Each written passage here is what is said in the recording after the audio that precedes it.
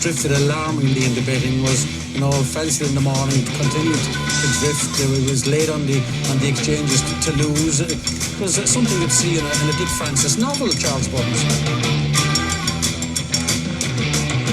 The ground is soft. It's heavy. It's soft on times. It's heavy. Okay.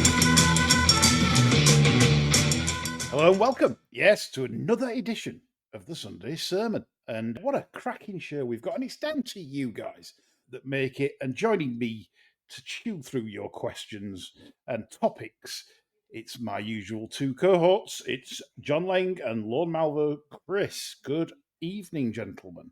Guten Abend. Right, I'm sure we're all up for this show. Oh, yeah. Only what I would say is I was really surprised on the questions thread how engaged people are with the Grand National. Yeah. I didn't expect it to take precedence over talking about the start of the flat next week, which of course is the Lincoln. It's where John becomes happy again and everything seems to return into normal for us bar stewards that obviously prefer the flat to national hunt racing. But you ask the questions, it's your show, and of course, we will talk all you want about the national. What do you say to that, John? To John. Zero comment. Yeah. Anyway, we'll get on with the show. First of all, quick reminder, though, regarding our plans this week. We are releasing our very, very popular 5 to Follow podcast this week. It'll be out by the latest on Wednesday, might be Tuesday. £9 plus VAT, and you get our very, very best for the 5 to Follow this season. It is an absolute bargain, along with the rest of the articles that we do on the site. It's really well worth joining.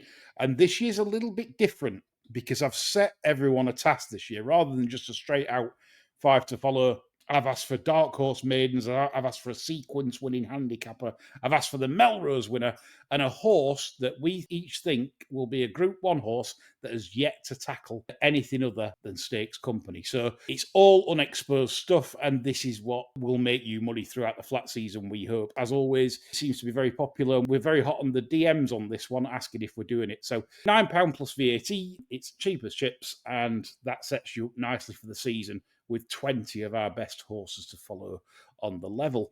Grand National, John. Yes. What's it all about? Sam Quek, I believe, has been selected by ITV Racing to be a panellist over the 2 days. Talk to punters back home on her take on the Grand National and National Hunt Racing. So what do you make of that? I'm a bit sorry for Sam Quek, to be honest, because apparently she's going to be marshalled into that social stable that they have. Oh. Yeah, this kiddie actually knows her horses a bit. She's owned horses and she's an avid racing fan, knows plenty about the sport. And if they wanted somebody to just give like a local view, I don't think they could have chosen anybody much better, really, from the general media, shall we say.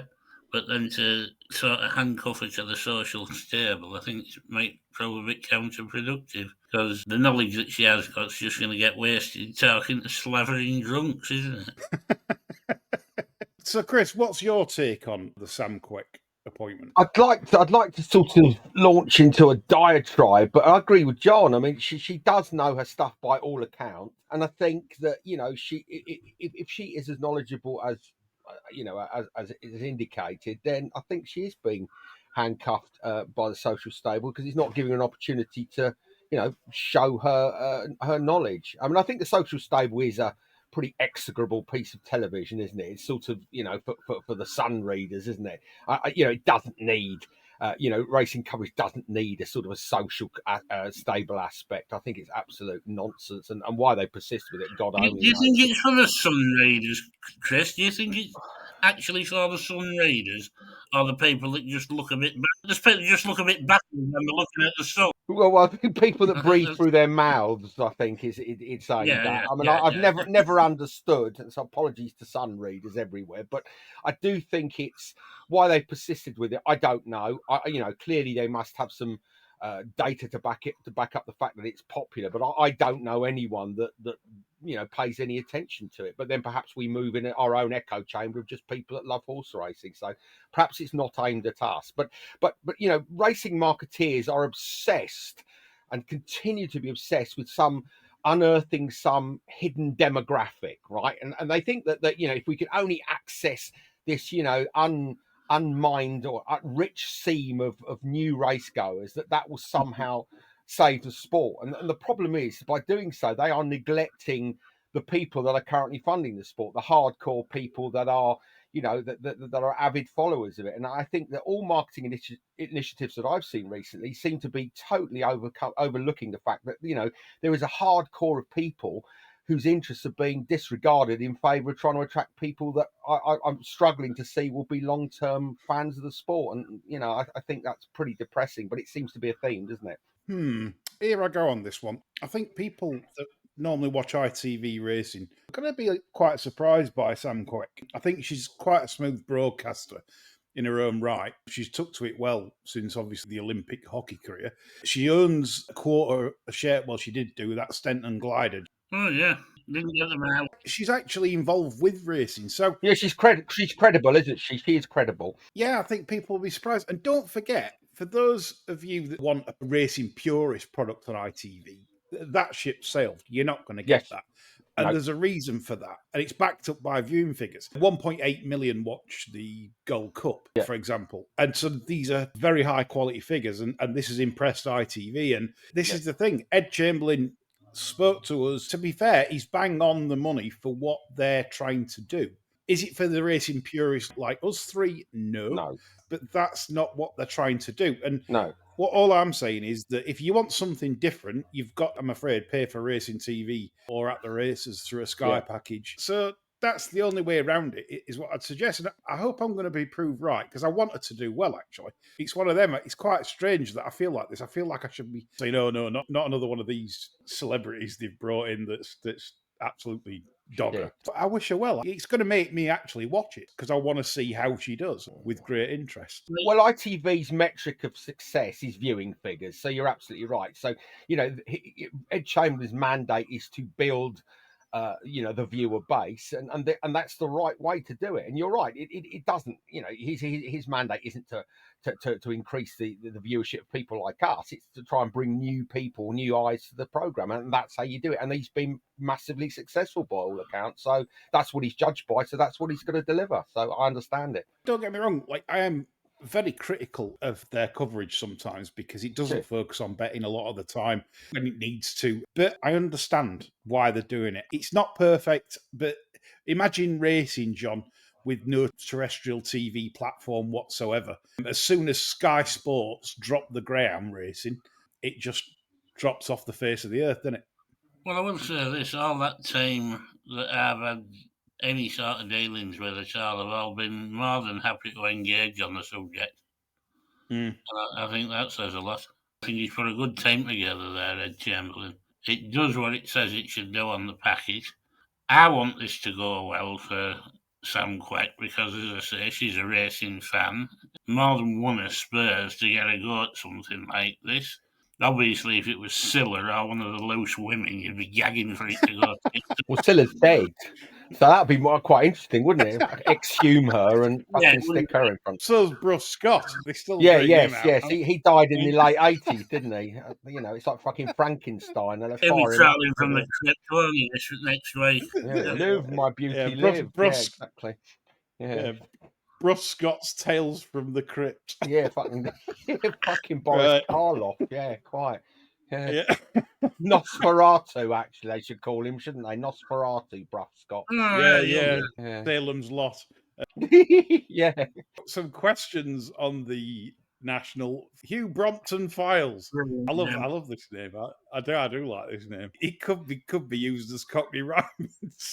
Brompton Files, couldn't it? But anyway, but he says bookies have gone non-run and no bet for the national. Do any barsters have any thoughts on the race at the moment? Really like the national article in the Racing Post discussing my idea of restrictions on runner numbers per owner and trainer. Suggested this across the board. I know you've disagreed, but I think it'll happen, ? Plus, let's have fences back, not fixed brush hurdles. John, at first, any tips for the national? Is there anything that takes your eye at a price? Vanilla has sort of become reasonably handicapped again and ran on quite nicely in that cross-country. That was sort of in my mind at the minute. Other than that, I must admit I haven't really given the race a lot of a lot of thought and probably won't. No, the only interest that I recommended were Iroko at 14s before non-runner no bet. So another thing, if it's non-runner no bet, wouldn't you just back Mr. Vango at 33s or 40s? No, of course. Because it's not going to be 33s or 40s if he gets in, is it? No. I don't understand why there's still that price. And I have checked before going on air that they are still that price. So maybe something to consider for anyone. He's basically going to need 15 or so to drop out, I think. So I think the chances are very, very slim. But it's one of them. If you don't mind tying your money up and then getting it back, then why not? You won't get 33s or 40s if he is running. So regarding the safety of the race, John, now we've had comments on this. Oxford 1 says the National is finished. Once you pander to a group that only wants to ban the race, it's game over. Can't do anything with it now. The distance will be shortened further next. Bill Carson said, with the National, I'd put the fences back to how they once were. Sack off the bullshitting mainstream TV companies from broadcasting it. Have it live streamed over the internet. So, John, thoughts about the National now? I get where Bill's coming from with his thoughts there, but basically he's advocating driving the race underground, isn't he? Get the fences back where they were. Well, that'll have the place dripping with animal aid and Christ knows what other organisation. Purely going out on the internet tells you we're trying to hide it, and we're probably ashamed of it. It's a race, really, since they started fiddling about and modifying it. I've always felt we could have done without. It wouldn't have bothered me if they'd stopped it in the year 2000 and said, look, new millennium, we don't need something like this as a showpiece for the sport. It can go and piss, basically. To be honest, it's quite weird. I agree with all comments, really. I'm a racing nostalgia person that understands the risks of a horse losing its life to jumping big fences. But at the same time, I still found it a fantastic race when I was younger, and it was quite a spectacle, but no longer is it a spectacle. Obviously, the BHA have had to make changes. And I think people listening to this podcast might be thinking, I've lost my marbles. Because I actually think the changes that the BHA did last year to the Grand National in what they brought in terms of reducing certain fence sizes, foam on certain fences, the first fence moved 60 yards closer to the start, runners dropped to 34, rail alignment different to try and stop loose horses from causing another Foynhaven disaster, things like that. I kind of like what they've done. And the proof's in the pudding, John, because last year saw the highest ever number of finishes. Only 11 failed to complete the course. Yeah, I mean, all these rail alignments, I don't know allocations for riderless horses now because we don't seem as though we're going to get any. For the modern day, which is where we're at, we can't go back. We'd like to go back in time. It was much better in the 80s and 90s. Banana splits, things like that. They're not coming back. It's a synthetic Grand National now, isn't it? You know, and I mean, It is. That's what the general public seem to want. It's the general public's race. The rest of us can just fuck off in a corner and silently wait for 20 minutes. It doesn't really matter in the grand scheme of things. It's the same all over the globe, though. It's not just here. For example, in the Melbourne Cup, they're now vetting them heavily for the race. Hence, Aidan O'Brien had a scratch. Especially the foreign ones that look like they might win. Yeah, well, there's that. It could be that, yeah. And that's a flat race. They've not got to jump anything. So it just shows you, like, what kind of effect the wider public do have on the sport. And I agree with Bill Carson. I would have never have let the antis in. John, me and you would never have even let them get anywhere near the race. No. That's how it is. But they have, and we've pandered to them, and so now we've got to continue to do so, which is a bit frustrating, really. Other questions on the National. Brompton Files has been on again, and he said he built a Grand National course in his garden and jumped round it on a space. Dear God. Dear God. And a bottle of whatever. When was this? Last week? We should do that, John. We should. You've got to make your own fun up north, haven't you? If we did that and did it on video, we'd probably beat Blogger for views, I think, if we did that. Yeah. Yes. I thought. I don't know whether I'd be entirely comfortable with my death going out like live on the internet, to be honest. Yeah. Bloody good telly that would be, though, wouldn't it? I'd still love to see you on a space up. Even if it was 10 seconds, I'd love to see it. It wouldn't be much more. Yeah. I'd just use my piles to bounce on. I wouldn't need fucking space up. Plenty to get through. We'll move on from the Grand National to, shall we start on him now, blogger? I didn't want to because we gave him No, stop giving him last week. airtime. Fuck him. Yeah, but yeah, go on. What's he been up to now? We've had questions on it. Right. Today's post he's made. Okay. I don't know if you've seen it. No, I'm blocked, so I don't see it. What is he saying? In a nutshell, it was about 47 pages long, as if he got AI to write it. Chat GPT strikes again, yeah. Yeah. Can you post me in a positive light, and then I'll just like fill in the gap. I can't believe he's typed that out because I've seen his handwriting when he writes bets out. Okay. Terrible. Go on. It's having a slam in the lamb of saying that he's the one behind racing's PR. Like he drives more PR to racing than anyone else in the game, and he's frustrated. He clearly wants some kind of recognition for it or some kind of role from it in a sort of a mainstream capacity, and they all keep ignoring him. Formal. Yeah, first of all, the producer makes a good point that if he's that good at marketing and he's Cheltenham's media stuff, then why did attendances drop by 10% this year and they had to give away free tickets, etc. If you're that good, how's that going? He also went on to say that he was self-made. He's had no help from anyone to get where he is. I don't understand that point. He worked for BetDAC. He's done work for Ben Keith. He's done promotional work for Priced Up Bet, BetBull, France Gallop. They've paid him. You could. I mean, I think the point he's trying to make, rather clumsily, is that he is a creation of himself, isn't he? He is a self-made man in the sense that on the outset, you know, he created this role, this character, and thereafter, obviously, you know, he obtained financial support, and, you know, and commissions from various groups of people. And I think what he's trying to say is, I didn't have a leg up in the industry like lots of mainstream content creators. You know, I don't enjoy, sort of familial connections with people in racing. I am an outsider who has carved a niche, whatever you think of him. He has clearly carved his own niche. But I think that's what he means to say, because clearly he has received financial help, else he wouldn't be able to do it. And frankly, if he's not receiving financial help, why on earth is he doing? So I think that's the point he's trying to make. And he has blazed the trail. You know, he is a pioneer and has inspired lots of these characters that now, you know, doing this kind of wages type, posts, etc. So I'm guessing that's what he means. To me, it's like I've got nothing against someone like him doing what he does and earning a crust at all. I'm all for that. This character that he's advocating for, the racing blogger, is such a positive for racing. Why does he need backing? Why is he holding his hand out? Why is it not self-sustaining? And if that's the case, why doesn't he show us what else he's got? We've seen all this. We've seen boo, boo, boo, I'm back to winner and all this shit. And let's have a look at my stake.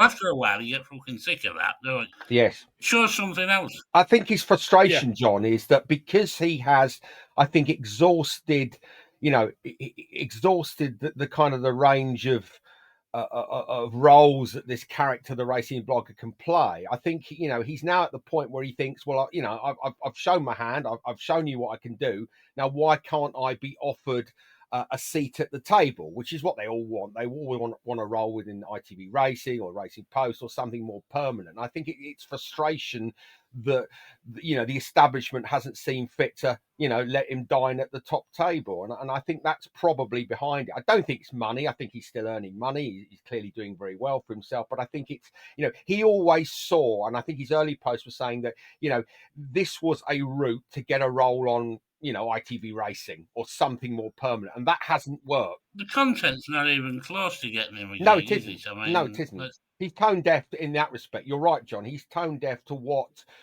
the establishment want. Yes, he is broadly positive about racing. Yes, he does promote gambling, although you can argue that it's not the sort of gambling that is in step with the current thinking.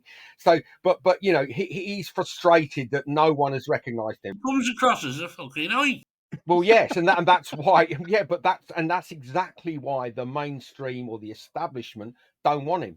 He doesn't fit the template, but he thinks by just generating lots of views and lots of content, making a lot of noise, that will enable him to have a seat at the table. And it doesn't work like that. You know, there is a glass ceiling for people, you know, like him and like us, that, you know, you'll never be able to crack through unless you are a really well-known media personality, or you come up through the normal route of having a father or a mother or brother or sister that's a trainer or someone involved in racing. And he's hit that glass ceiling now, I think. Yeah, right. Let's move on from that anyway. Fed up of him, to be honest. I wish he hadn't posted that because I didn't really want to talk about him this week. Again, we get questions, so we've got to do it. We have to do it. That's the rules. The BHA marketing campaign. Yay. I think we can all tell the excitement there in John's voice for this. So the Levy Board have agreed to put extra funding into a BHA marketing campaign, the biggest ever, John. Will lessons be learnt from the past, or will this new innovative approach of appointing experienced commercial people to get the job done this time to promote the sport in the right way produce fruit and dividends? You just know this is going to go horribly wrong, don't you? What makes the BHA definition of an expert? You just shudder to think. They ought to be better equipped than when they were doing it for themselves. But the trouble is, an expert will expect a remit, and the remit won't be written by an expert, the remit will be written by the BHA. Once again, you'll have the marketing targeted at completely the wrong cohort. I'm going to reserve judgment. It's one of those, really, that you've got to wait to see what it actually is, because the details are pretty sparse, really. They're talking waffle speak like they usually do. Sparse detail on a BHA plan. Who would have thought it? Yeah, they're really looking to get on the back of this ITV Champions full gallop. That's going to get a second run. Look, we're purists. It might work. I don't know. That full gallop needs massive attention, though, doesn't it, really? I mean, nobody's engaging with that. It won an award. It's award winning. Awarded by other people in the industry, yeah. Yeah, at the races wins awards every year, doesn't it? You know, I mean, winning awards is neither here nor there. Nobody is engaging over posh boys competing for a big pot of cash. Yes, it's wank, isn't it? It's total wank, yeah. Did you just say it like it is? There's so many aspects of this game that would be interesting to people and would make for good television. And yet, here we are, we're watching the posh kids arguing. Well, why don't listen? How about my idea for an episode? Why don't they get some cameras in that hotel at Wolverhampton on a January evening and get them listening to the jockeys fixing races? That'd be interesting, wouldn't it? Because that happens quite a lot in the depths. I thought you were going to say something completely different. No. I'd say when they have fucking jockeys race, how they sort them out, who works out. I think that'd be really interesting. How they get the dough on in India and all sorts. I think that would be absolutely fascinating. So if they're listening, commission that episode. Honestly, that'd be good. We all love the Wayne Room info, the late Wayne Room info, and who's going to lead. The text comes through. Fucking not today. Fucking Charlie's going to lead up on this. Move off the rail and boom up the inside. Instant 4 point in the till. Oh yeah. Get me a odds to 200 quid on. Best price. Quite. What a game. We'll reserve judgment until BHA release plans and indeed their campaign. Can I not reserve judgment? Can I nail my colours to the mast now and say go on, do it now. Go on. Yeah. Not a fan. Well, we'll see. Okay. We might be pleasantly surprised, mightn't we? They might come up with something really inspiring. You never know. I'll be third or fourth to wish you an apology if that's the case. The NTF hosted their annual event this week. Oh, they have awards now as well. Fucking hell. I don't know. I genuinely don't know. All I know is that the BHA attended and the trainers were kicking off at the BHA, John, for how the sport was run. Good Lord. Well, there's a surprise. You'd think they'd be hardly satisfied, wouldn't you, really? But, Not being part of the meeting, it's hard to comment on things like this because obviously I wasn't there. But we weren't invited, curiously enough. We never got an invite. What do you think that was? No, we're terrorists. But anyway, again, I think someone's got to me. Someone's put something in me gin. It might be our Jack who sent me some lovely Barra up this week. Barra gin. Thank you for that. It might be that because I'm praising the BHA again because the BHA at least are engaging and turning up. They didn't have to go there. And they obviously got a face full, but... You didn't have to go there. It's the NTF. Yeah, of course they got to go. Of course they got to go. They're the regulator. They're kind of obliged, aren't they? Not just morally, but they have to engage with their main, main stakeholders. So I'd be amazed if they weren't. Yeah, Gambling they have yeah, you. done. They've got to you. They've got to you. We can smell it. Honestly, they've got to you.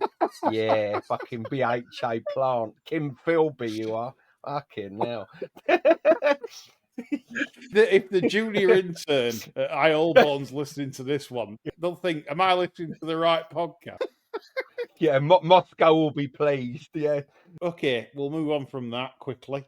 Trump, isn't it? Yeah, I'm in trouble here today this year. Moving Sure. on a bit quickly, John. He's moving across topics too quickly for my liking. I promise you. Yeah. Carry on.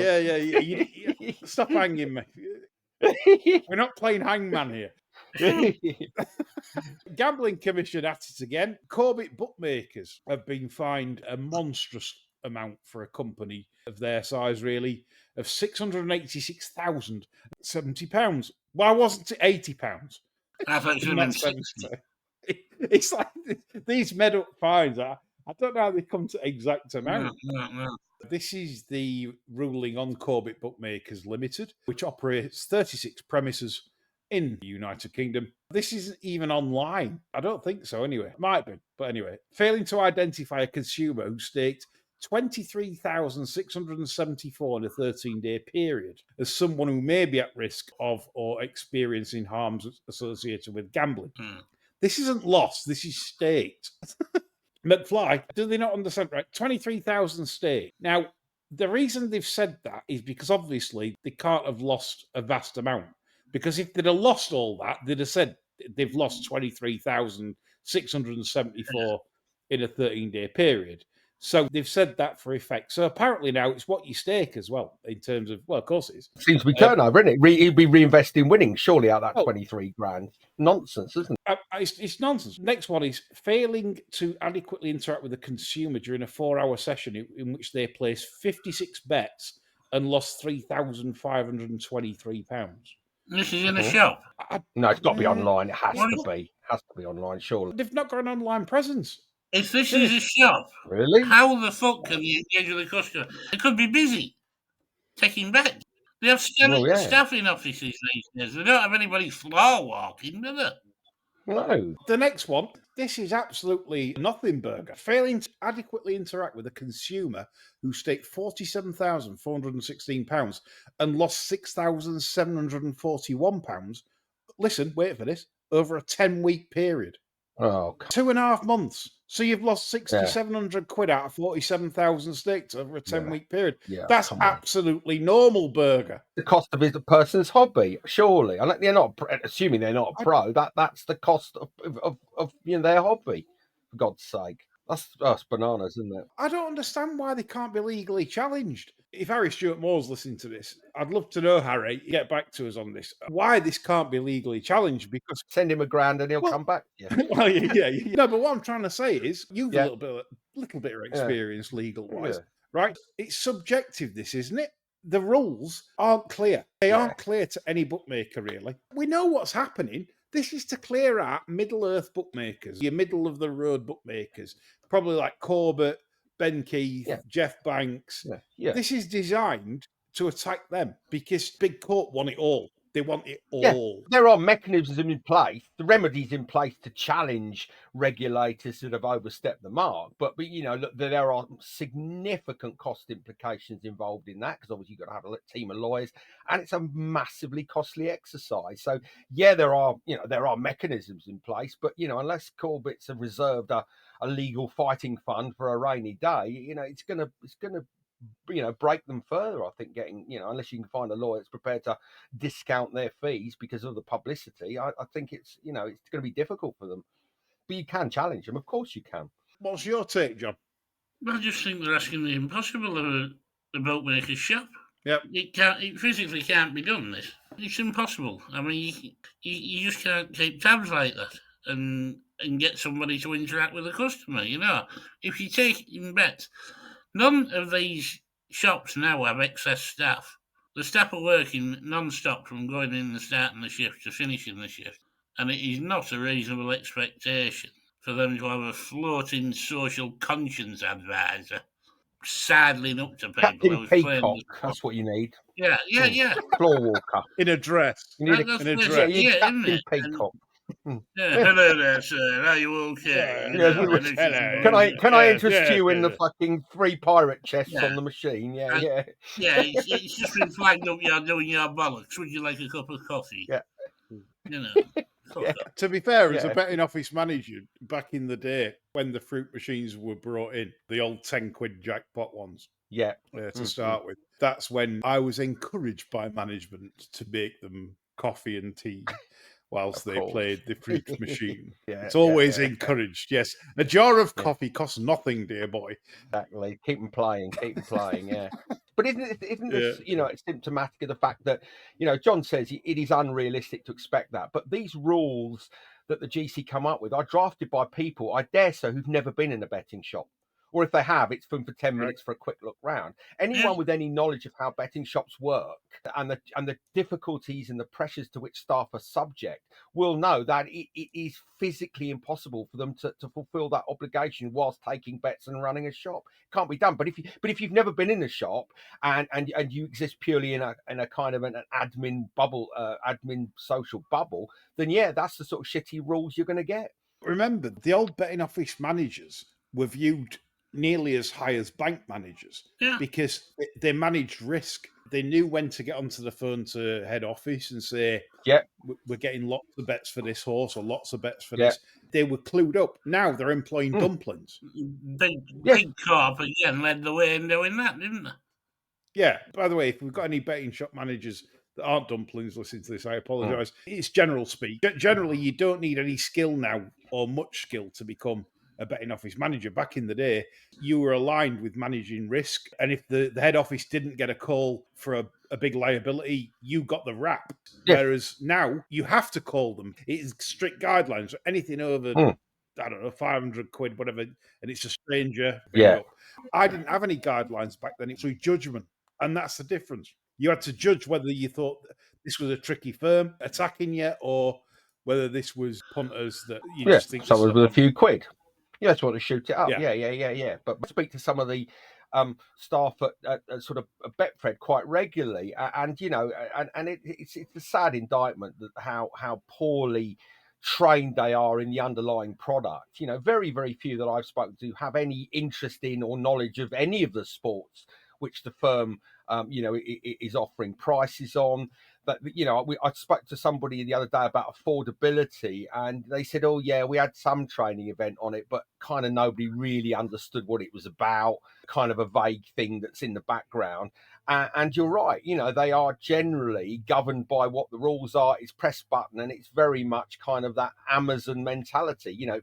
Very, very tightly regulated, in terms of what their job is, and there's very little opportunity for them to use their brains, and it's quite a soul destroying profession, I think, based on the feedback I've had, but not specifically Betfred, but betting office staff in general. I thought Luke Patton's analogy again was spot on. I have a lot of time for Luke Patton on his Twitter post, and he summed it up nicely when he said about the fact that he finds himself siding or feeling sorry for an independent bookmaker. When would that have ever been the case between punters and bookmakers back in the day? We're punters, we're trying to win money off the bookmaker's trying to take money off us. The fact that we all feel sorry for Corbett on this, I think shows how badly we have sunk. And I think this should reach government and parliament, because I'm sorry, but Corbett bookmakers, for me on this, have been very unfairly treated from what I've read. It's an absolute disgrace. They're out of control, the Gambling Commission, and we need to rein them in. And we're going to try to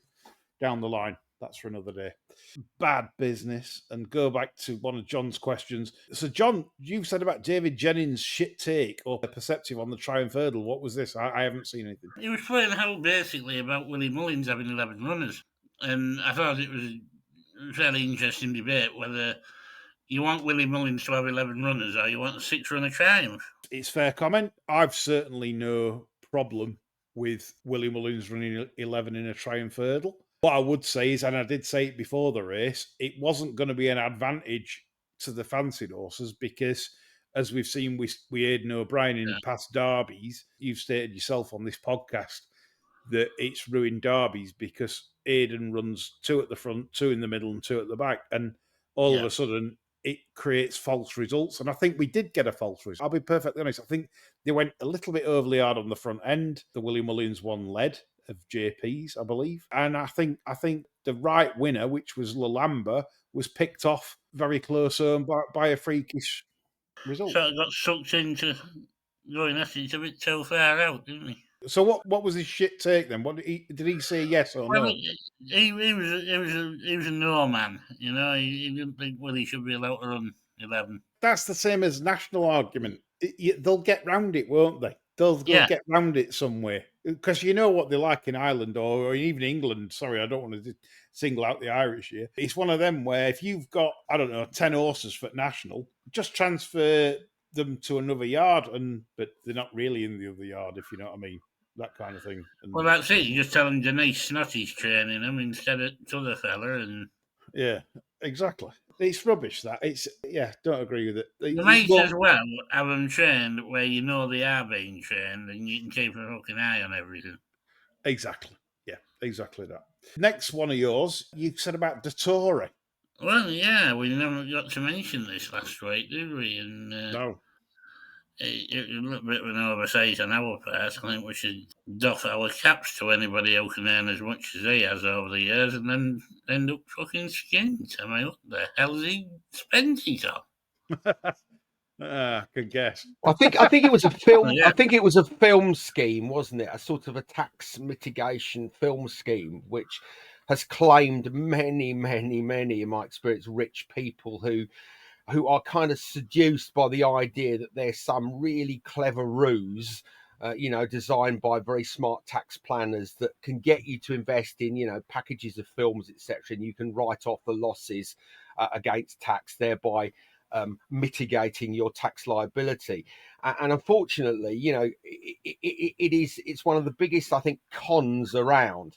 And what it is that, it just sustains clever tax advisors for a short period of time, because the government, for their many faults, have very, very smart tax people in HMRC and the Treasury, and they close these loopholes really quickly.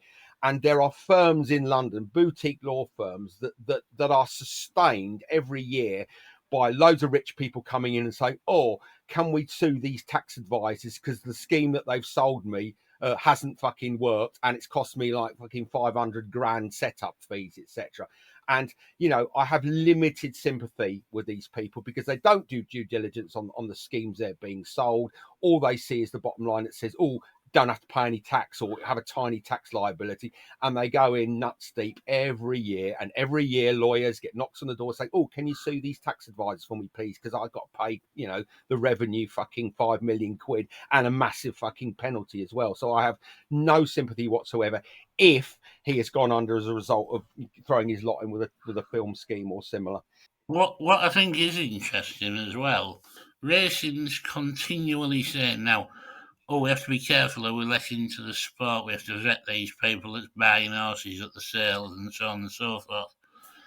Now, if he wanted to come back and ride here after his stint in America, I virtually guarantee he will be welcomed back with open arms.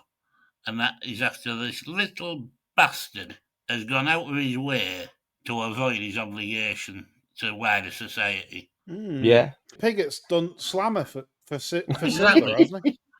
Yeah, well, he paid customs a VAT liability using a bank account that he didn't declare. That's what done for Pigot. An absolute fact. He forgot that he didn't tell them about this secret account that he wrote customs a check for. They were, "Hang on a minute, we didn't know you had this account." He was, "Oh, bollocks." So yeah, that was a rare slip up by the maestro there.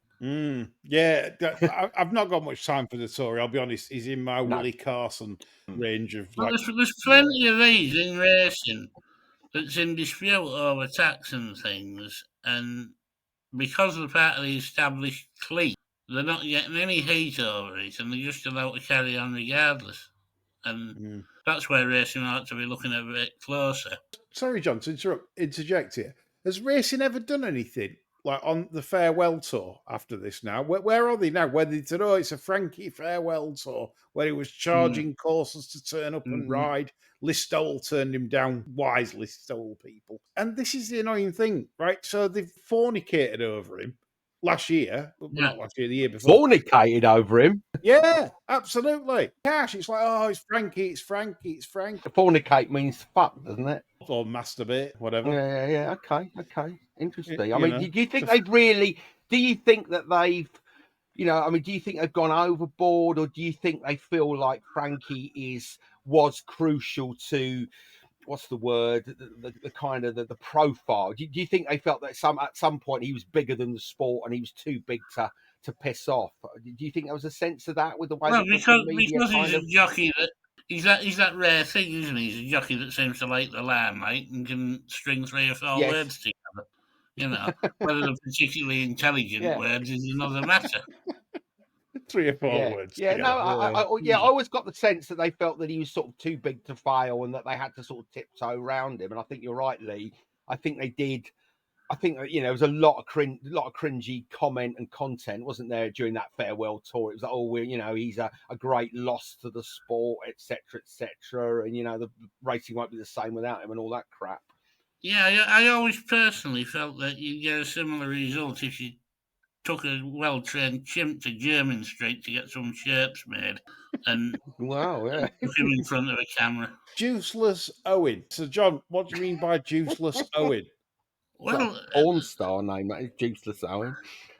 Hasn't the Owen Yard sort of had a bit of a form slump of late? Yes. Did they have a rumbling with the test that had been in, I believe? I only sort of caught the fag end of this story, so I'm not particularly au fait with it. But I did have people saying, "Oh, you want to be wondering about why Owen's form suddenly gone down the Swanee?" And I think it was Jack that quoted his stats yesterday, wasn't it? Was it like 14 from about 100 and something or whatever? I'm not entirely sure. It's recently gone downhill. Newmarket trainer James Owen's wife is a vet, and obviously she specialises, I believe, or I'm told, in helping bleeding horses. Now, I don't know of any tests or whatever, whether that's rumour or whatever, but since this rumoured test, or what I've been told, sort of been in, his form's dropped off a cliff. That's certainly interesting. More of your questions now, which is important. You make the show. Chris Taylor says, time to section Dave Nevison, not just for his shit tips, for his political and USA comments. What do you make of that? Disgraceful. Why? Go on. Dave's a smashing chap. Really? Yeah. He's raged. No. I've got you now, John. He's much misunderstood. He's taking a piss. He's much misunderstood, is Dave. If he's taking a stance against billionaires, good on him, I say. I'm not so sure on that. I'm not political in any way. He wasn't anti-capitalist when he was a city trader, was he? He's funnily enough, now he's not a city trader, he's anti-capitalist. He was fucking bang into it there when he was a bloodstock agent, city trader, and fuck knows what else. Multiple racehorse owner, bragging about earning loads for winning line. The Lord loves nothing more than a sinner repenting. Yes, that's a great answer. Yeah, quite, yeah. I question John's judgment there, but there we go. Yeah, John's gone at the game. I might be in a minority. No, you're not. I agree with you. 2 against 1. John's wrong. Move on. That might be a bad thing if you agree. Yeah, right, we're always wrong. I'm always wrong about everything. So. Jeff Lynch has been on. Serious question. Has there ever been a constructive debate in a huge forum, maybe in a Cheltenham-style preview debate live on social media? Yeah, there has. I don't want to blow his trumpet because he always slags me off. Icy does the spaces and probably have a lot of chat on there. But for me, I don't know. These live things are tricky because, like I've said to you, Chris, before, you bring libel into things a lot more, don't you? Imagine if we all have a live debate online and it's live and people are there listening and you say something you shouldn't. It's not for me. There's a lot of heat in it. Difficult, isn't it? Yeah, and you'd need kind of lawyers in situ, wouldn't you? And I think having a pre-recorded type forum enables you to edit out the more contentious statements. So but look, there's a lot of it out there. If we did a show with our cutouts in, It can keep Harry Stewart Moore busy for 5 years. If we could afford him. Yeah, we wouldn't fucking pay him though. We wouldn't fucking pay him, so he'd go to the poorhouse with us. We'd leave you on, mate. We'd We're you not- know, none of this we'd paying up knock front. you. He'd have to be doubling no Yeah, we'd fee, knock wouldn't him. he? Yeah, he'd be rinsed, be gone, mate. Yeah, be fucking out the door. Absolutely. Next question. We get on to more funnies now. It's getting quite good. John's questions. I know what we'll do. We're going to do John's questions, which is going back to the TIG bike. What was your favourite outdoor game as a kid? The interesting thing here is that Bill Carson responded to this one. Growing up in the 70s, Bill's got a wise head on him. He's seen a life. He's our age. Yeah. Favourite outdoor activities were building dens, rope swings, and playing army. John, I want to know what your games you got up to when you were young. 2 particular games that particularly hair-raising, shall we say. The first one was mentioned in the thread. That was TIG bike, where you would have half a dozen lads on bikes being chased round the streets by 2 or 3 lads on foot. They're called police, John. They were called police. Yeah, well, and the rule was you had to get hold of this bike and stop it in order to get the rider off the bike, and you took over as the rider of the bike, and then they became a chaser. Yeah, which was all right in principle if you'd only been tigging the person on the bike, but because you had to get hold of them, we all developed these tactics where you would ride the bike directly at the person trying to tig you. There was countless people run over by rally choppers going at 25 to 30 miles an hour. Jeez. Avoiding getting tigged resulted in a lot of cars just smashing into parked cars in the street. Because we were in terraced housing, there was cars up both sides of the road, and the space was absolutely negligible. It was night time, we had no lights on the bikes, and it was absolutely horrific. It always ended with several injuries. You're there again the next night to do it all again. And it's interesting that Bill says one of his games was Army. Well, we used to have a game that was basically modelled on the Warriors film that came out in the 70s, where there was the rival gangs. And this gang had to cross town to get back to its base or something, had to fight all these other gangs. But what we used to play this up the woods, and we'd split into 2 teams, and basically it was a free-for-all, and the first team to pack in was the loser. Honest to God, some of the things that happened. I mean, there was no rules with Hitler, the ginger Hitler. He would go into the woods, sharpen sticks and make them into spears, and throw them at the other kids.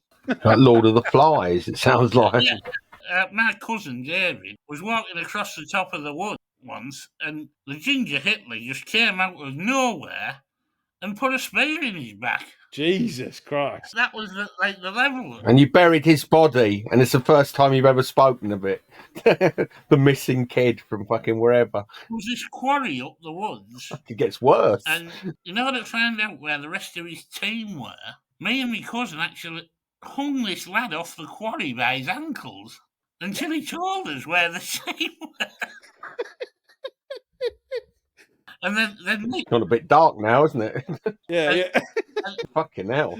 But me being a bit of an arsehole, I let go of him. And my cousin's like, what are you doing? What are you doing? I said, you're the last one to hold on to him. If he falls now, it's murder. And it's you. I'm not sure that's a defence in English law, but... No, but that was like the sort of just regular banter, really. It was quite horrific when you think back. Yeah, very horrific. Yeah. I was going to suggest some fun like Kirby. Marbles. Going to like hanging people off precipices. No. Fucking hell. We took it to the 8th degree, honestly. Jesus Christ. Yeah, clearly. John's childhood. Savages. Good God. Northern savage. Fucking hell, yeah. Chris, you must have played Kirby. Sort of an outskirts of Liverpool, Kirby, isn't it? There's that Kirby out you there. You live on a cul-de-sac or something like that. It's ideal. Yes. There's obviously not much traffic, right? So you used to stand on one side of the road and like you'd aim to hit the curb. The rules were you had to bounce back and you had to catch it. And if you did, you got a Right. point, and then you stood in the middle of the road, and then you like a penalty, and you got an extra point for getting the next shot if Yeah. you could do it. Sure. Your opponent then has a go, and Yeah. it's brilliant. What a sport, Kirby. Yeah. Somebody must Yeah. have played that. I had I a BBC Micro instead, so I didn't play any of these games. You see, so Gosh, git. Posh, I had a BBC Micro, fucking monitored a lot, but honestly, the best of everything. Is I that had as a kid. Spectrum is? Yeah, Commodore 64. Remember them? Yeah, Good yeah, Lord. yeah. And I always wanted an Atari. Never got an Atari. You know, the old No. games console. Always wanted an Atari. Never had one. Yeah. No, it was Yeah. ZX So Spectrum. I don't recognise any of these quaint northern pastimes. Honestly, it's you know, you're speaking a different language. The stick and the hoop, yes. Yeah, and the yeah. women with shawls on and clogs, muttering about trouble at mill. You know, all that sort of business. That's my view of the North, isn't it? Yeah. Fair enough. You're a fair man, Bradley Hardacre. Yeah, hard but fair. Yeah, quite. Banging somebody over the head with a pig's bladder on a stick. Yeah, yes. That's exactly it. Quality, right? Yes. Macadori's been on, and he said, "What's your favourite go-to comedy show or film?" With Nail and Eyes. Brilliant, Film. Chris. It's brilliant, Yeah. isn't it? It's incredible. Yeah, it is. It's extraordinary. Yeah, extraordinary. I would say, like the actors, it was Richard E. Grant. It was Richard Griffiths, wasn't it? Richard the Griffiths. chap That's that played, it. that played in Harry Potter. Yeah, Yeah. What's good about it is not the fact that it was a lot of it was ad libbed, and of course the famous scene where Richard E. Grant drinks the sort of surgical spirit or whatever and coughs up. You know, he didn't realise, in fact, there was actually alcohol in there. So it's beautifully, it wouldn't work with lesser quality actors. The acting's superb, the script's tremendous, and it's just a great film, I think. Can't argue with that. That's got to be up there. Yeah. More modern for me would be probably the two I go to would be Blackadder and Phoenix Nights. Just geniuses. Yes, agree with that. Geniusly written. It's hilarious. Mm-hmm. It's fairly clean fun, even in this modern day.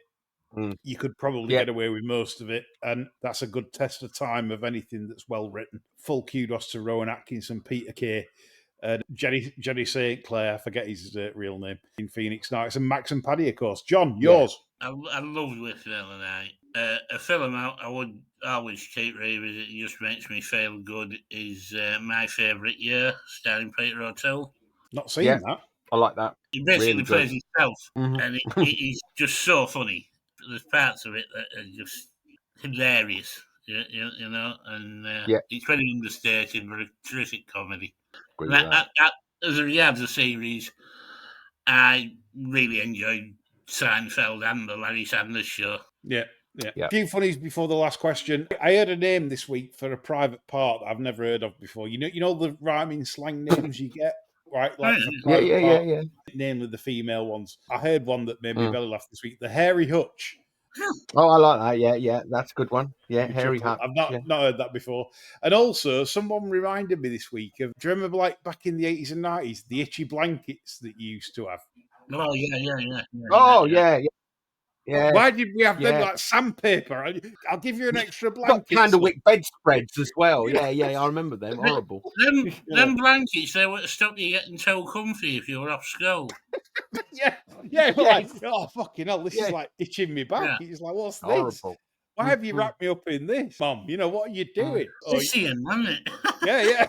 Horrible things. Yeah, probably covered in asbestos. That's why we're all ill. Yeah. The blue asbestos, the good kind, Yeah. And also, I did have a dream this week. So I was asleep in the chair. The producer woke me up to go to bed. I woke up, like, sort of half asleep, but I was saying, bring Goons on podcast. It works. That was my first statement as I woke up out of the sleep. Well, we got goons already. Exactly. More goons. That's it. Yeah, exactly. It works. So there we go. So last question to the producer this week, because, of course, Samuel the Cat is absent. Where are you, man? Come on, man. Yeah, he's gone serious now. He's gone mainstream. Delia Smith saying, where's Samuel the Cat's question? We like him to be the last one. Gone, but the producer takes precedence this week. And she says, if each bastard could be reincarnated as an animal, what would you be and why? And the same question, but of people in racing. I don't know about in racing, but myself would be a silverback gorilla, really, or a giant tortoise.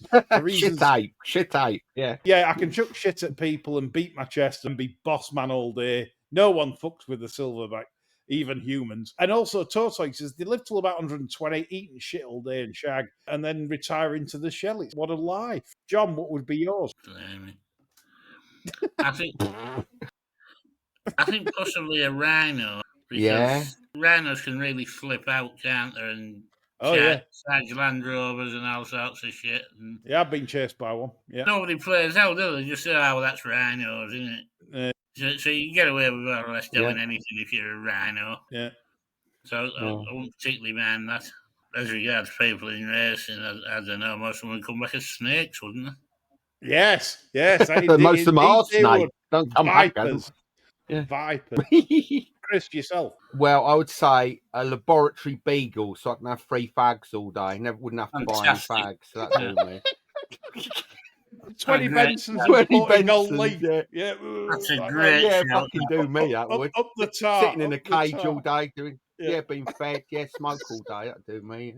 I think we've done. That was a really fun show to do, guys. As always, we try and do our best for you all. Hope you enjoyed it. We're back as usual next week. And don't forget to sign up to Patreon for the 5 to follow. Bye for now.